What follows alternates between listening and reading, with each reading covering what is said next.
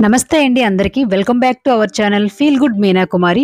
Friends అందరూ బాగున్నారా? ఈరోజు మరొక మంచి ఇంట్రెస్టింగ్ వీడియోతో మీ ముందుకు వచ్చా. ఈ పాటిగా మీకు అర్థమై ఉంటుంది. అవునండి, రాజులమ్మ యాత్ర గురించి మీకు చెప్పబోతున్నాను. ఆల్రెడీ మన ఛానల్లో 2 వీడియోస్ రాజులమ్మ యాత్ర గురించి పోస్ట్ చేశానండి. ఈ సంవత్సరం కూడా నేను రాజులమ్మ యాత్రకి వెళ్ళాము. సో ఆ వీడియోని మీతో ఈ విధంగా షేర్ చేసుకుంటున్నాను. అయితే మేము ఏంటంటే ఈసారి కొంచెం లేట్గా వెళ్ళామన్నమాట. అందుకు అందరూ చూస్తున్నారు కదా, ఆటోలన్నీ కూడా అందరూ తిరిగి వచ్చే టైంకి మేము వెళ్తున్నాము. సో అందుకు ఆ జర్నీ కూడా ఈ విధంగా షూట్ చేసి మీతో షేర్ చేస్తున్నా. రాజులమ్మ యాత్ర అంటే ముఖ్యంగా ఈ ట్రావెలింగ్ చాలా బాగుంటుందండి. అసలు రోడ్ అంతా ఖాళీ ఉండదన్నమాట. 1 by 1 ఇలా ఆటోలు, బస్సులు, కార్లు వస్తూనే ఉంటాయి.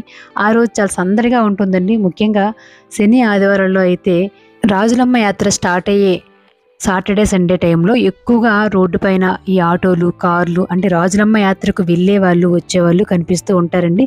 ఇక్కడ వత్సవలస నుంచి పాలకొండ, రాజాం వరకు ఈ లైన్ అయితే మనకు కనిపిస్తుంటుంది. జనరల్గా మనం చీమలు చూస్తుంటాం కదా, లైన్గా వెళ్తూ ఉంటాయి. అలాగే ఇంద్రా సినిమాలోని కార్లు, సుమోలు కూడా లైన్గా వస్తూ ఉంటాయి కదా, ఆ సీన్ మాకు తలపిస్తుంది అనమాట. ముఖ్యంగా చాలామంది ఇదే అనుకుంటూ ఉంటారు. మనకు గుడికి వెళ్ళి అక్కడ ఎంత అనుభూతి చెందుతామో ఈ జర్నీని కూడా అంత బాగా ఎంజాయ్ చేస్తారండి. మీరేమనుకుంటున్నారో కామెంట్ సెక్షన్లో తెలియచేయండి. ఇక్కడైతే మీకు రాజులమ్మ తల్లిని చూపిస్తున్నాను చూడండి.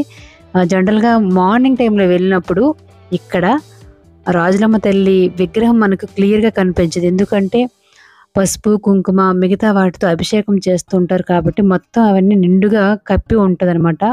ఫేస్లు కూడా కరెక్ట్గా కనిపించవు. కానీ ఇక్కడ మేము కొంచెం ఆ రోజు లేటుగా వెళ్ళడం వల్ల ఆల్రెడీ అవన్నీ పూజ చేసినవన్నీ కూడా తీసి క్లీన్ చేసి మళ్ళీ అలంకరణ చేశారనమాట. ఇలా నిజరూప విగ్రహాలు అయితే ఇంతవరకు మీరు మన వీడియోలో చూడలేదు, అలాగే చాలామంది చూపించలేదు. ఇక్కడ మీకు క్లియర్గా రాజులమ్మ యాత్ర రోజు రాజులమ్మ ఎంత ముచ్చటగా కనిపిస్తున్నారో చూపిస్తున్నాను చూడండి. ఇంత యాత్ర జరుగుతుంది కదా, ఇంత పెద్ద యాత్ర, ఇన్ని వాహనాలు, కానీ అమ్మవారి విగ్రహం ఎంత చిన్నగా ఉందో చూడండి. కానీ అమ్మవారి ఎంతో శక్తివంతులు అనమాట. అవి పూర్వం నుంచి కూడా ఇలా ఇంత చిన్న విగ్రహాలే అలాగే ఈ రకంగా వాళ్ళకి ఆనవాయితీ అనమాట. ఇవి ఆలయాలు కాదండి, ఇంట్లోనే ఉంటుందన్నమాట. ఇలా వీటికి సంబంధించిన ఇటువంటి ఇల్లులు ఒక 10, 7, 8, 10 ఇలా ఉంటాయి. సో ఇలాంటి వారి ఇంట్లో అమ్మవారు కొలువై ఉన్నారు. సో ఇక్కడికి భక్తులందరూ కూడా వచ్చి దర్శనం చేసుకుంటారు. ఇక్కడ బయట నార్మల్గా మనకి టెంపుల్లో కనిపించే విగ్రహం మాదిరిగా ఉంటుంది. లోపల అసలైన పూర్వకాలం నుంచి వచ్చిన ఆచారమైన సాంప్రదాయమైనటువంటి విగ్రహాలు ఇలానే కొనసాగిస్తున్నారు. చూసారు కదా అమ్మవారి విగ్రహం ఎంత కళ ఉందో. అండ్ ఇక్కడ భక్తులు తీసుకొచ్చినటువంటి సాయరండి. ఈ విధంగా పెళ్ళిళ్ళ టైంలో ఎలా అయితే ఈ విధంగా అరిసెలు ఇవన్నీ పెడుతూ ఉంటారో అదే విధంగా అమ్మవారికి సాయరు తీసుకొస్తారు. అరిసెలు అంటే అమ్మవారికి చాలా ఇష్టం అంట. అట్లాగే పసుపు, కుంకుమ, ఇంకా ముడుపులు చాలామంది కట్టి తీసుకొస్తారండి. ఈ సంవత్సరం ఎందుకో కానీ నాకు లేట్ అయిందనమాట వెళ్ళడం. సో అలాగే వెళ్ళిన రోజు కూడా లేటుగా వెళ్ళడం వల్ల అంటే జనాలు ఎక్కువగా లేరు. సో ప్రశాంతంగా వీడియో తీసాను, అలాగే మీకు అన్నీ క్లియర్గా చూపిస్తున్నాను.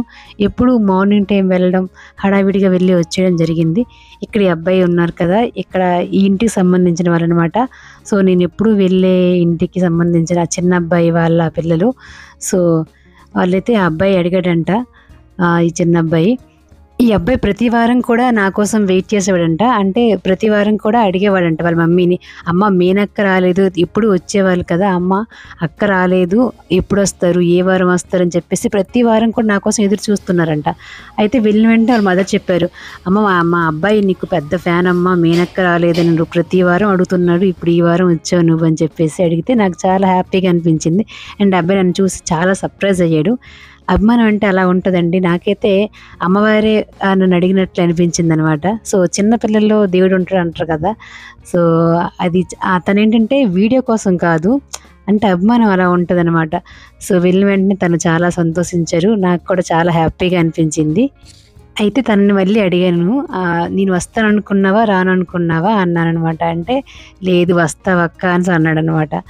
సో ఈ విధంగా జరిగింది డిస్కషన్. వాళ్ళైతే ఇక్కడ అందరినీ బాగా రిసీవ్ చేసుకుంటారండి, కుటుంబ సభ్యులంతా కూడా. మీకు చెప్పాను కదా ఇంట్లోనే ఈ విధంగా దేవతామూర్తులు ఉంటారు. సో ఇంట్లోని వాళ్ళు అక్కడ ఎవరైతే ఉంటారో ఆ కుటుంబ సభ్యులంతా కూడా వాళ్ళ ఇంటికి వచ్చినటువంటి భక్తులందరినీ కూడా చాలా బాగా గుర్తుపెట్టుకొని అందరిని బాగా రిసీవ్ చేసుకుంటండి. అలాగే ఇంకొక సాంప్రదాయం ఏంటంటే ఈ ఉత్సవాలు స్టార్ట్ అయ్యే ముందు ఆ చుట్టుపక్కల గ్రామాలకు వెళ్ళి అందరికీ పిలుపులు కూడా చేస్తంటే అందరిని రమ్మని పిలుస్తారు. జనరల్గా వీళ్ళు రమ్మనకపోయినా అందరూ వస్తుంటారు, ఎందుకంటే అమ్మవారి దగ్గరికి. కానీ వీళ్ళ ఆచారం అనమాట, పూర్వం నుంచి వచ్చిన సాంప్రదాయాన్ని విడవకుండా చుట్టుపక్కల గ్రామాలకు వెళ్ళి పిలవడం ఆచారం అనమాట. కానీ దూర ప్రాంతాల నుండి వచ్చిన వాళ్ళైతే మరి అందరి దగ్గరికి వాళ్ళు వెళ్ళలేరు కాబట్టి జనరల్గా అందరూ అమ్మవారిని దర్శనం చేసుకోవడానికి వస్తూ ఉంటారు. అట్లాగే ఇక్కడ యాత్ర ఎప్పుడు స్టార్ట్ అవుతుందంటే అందరికీ అర్థమైపోతుందండి. చెప్పాను కదా, ఎప్పుడు అంటే రథసప్తమి అయిన తర్వాత ఆ నెక్స్ట్ సాటర్డే సండే ఎప్పుడు వస్తుందో అప్పటి నుంచి యాత్ర స్టార్ట్ అవుతుందన్నమాట. అలాగే ఒక్కవేళ ఎవరికైనా గుర్తు లేకపోయినా తెలియకపోయినా పేపర్లో వేస్తూ ఉంటారు రాజులమ్మ యాత్ర స్టార్ట్ అయిందని. పేపర్ కూడా చూడడం అలవాటు లేని వాళ్ళైతే ఇక్కడ ఈ జర్నీ ఉంది కదా, సో ఈ ఆటోలు కార్లు వెళ్తూ ఉంటాయి కదా, సో దీని నుంచి అంటే ఈ జర్నీ చూసి ఈ ట్రాఫిక్ చూసి అందరూ రాజులమ్మ యాత్ర స్టార్ట్ అయిందని అర్థం చేసుకుంటారు అనమాట. సో రాని వాళ్ళు కూడా, మర్చిపోయిన వాళ్ళు కూడా ఆ రాజులమ్మ గుర్తు చేసుకుని మరి తన దగ్గరికి రప్పించుకుంటారు. రాజులమ్మ చాలా పవర్ఫుల్, అలాగే చాలా మహిమ గల అమ్మవారండి.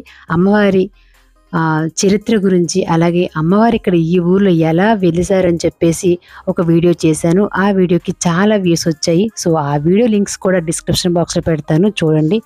అమ్మవారి యాత్ర దాదాపుగా 5 వారాలు జరుగుతుందండి. 5 వారాల తర్వాత కూడా చాలామంది వస్తూ ఉంటారు.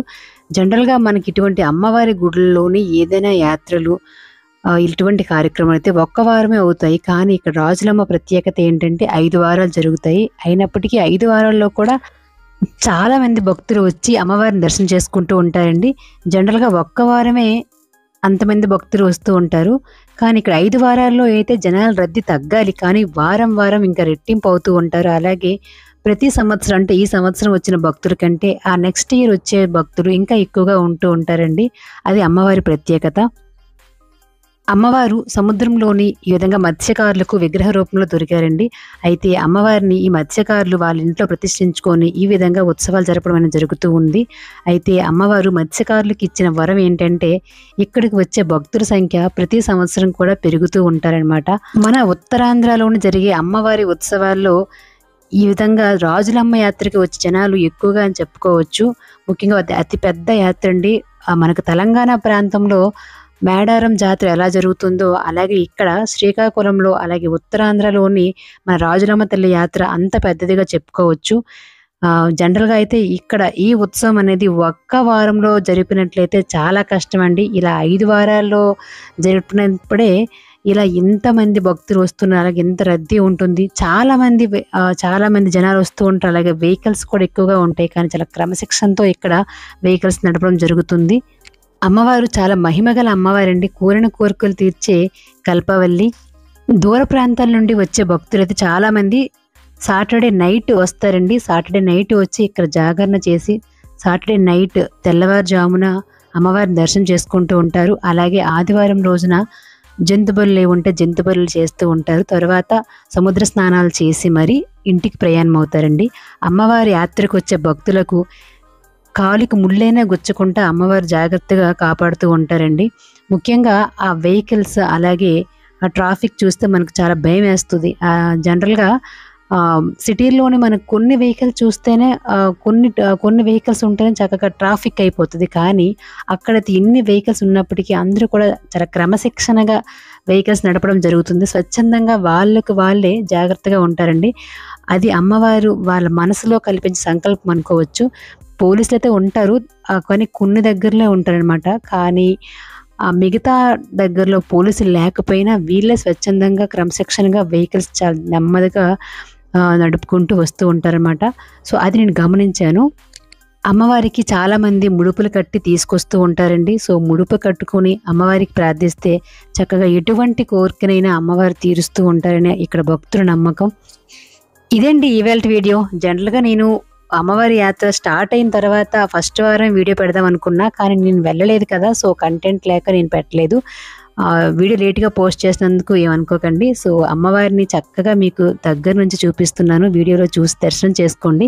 ఈ విధంగా నిజరూప దర్శనం చేయించడానికి ఏమో అమ్మ నాకు ఫ్రీ టైంలో ఈ విధంగా దర్శనం కల్పించారని అనుకుంటున్నాను. అమ్మ ఆశీస్సులు అందరికీ ఉండాలని కోరుకుంటున్నా. మీరు కనుక మన ఛానల్ని ఇదే ఫస్ట్ టైం చూసినట్లయితే తప్పనిసరిగా మన ఛానల్ని సబ్స్క్రైబ్ చేయండి. అలాగే పక్కన బెల్ ఐకాన్ కూడా క్లిక్ చేయండి. ఈ వీడియో నచ్చినట్లయితే ఒక లైక్ చేయండి. ఎలా ఉందో కామెంట్ సెక్షన్లో తెలియజేయండి. Thanks for watching.